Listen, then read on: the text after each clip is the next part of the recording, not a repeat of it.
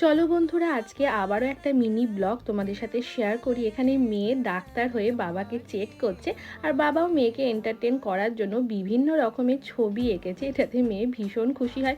সন্ধেবেলায় মনে হলো বরকে কিছু চাটপাটা খাওয়াই, তাই বাড়িতেই বানিয়ে নিয়েছিলাম ফুচকা। আর এরকম চাট স্টাইলে ফুচকা খেতে আমার ভীষণ ভালো লাগে। আমি এর সাথে বানিয়েছিলাম গ্রিন চাটনি আর একটা তেঁতুল আর গুড়ের চাটনি। এইগুলো দিয়ে খেতে ভীষণ ভালো লাগে। সন্ধেবেলায় সবাই মিলে চলে গেছিলাম ঠাকুর দেখতে। আর আমাদের এখানে কিছু হলেই আমরা পাড়া থেকে সবাই মিলে একসাথে যাই, এতে মজাটা আরও দ্বিগুণ হয়ে যায়।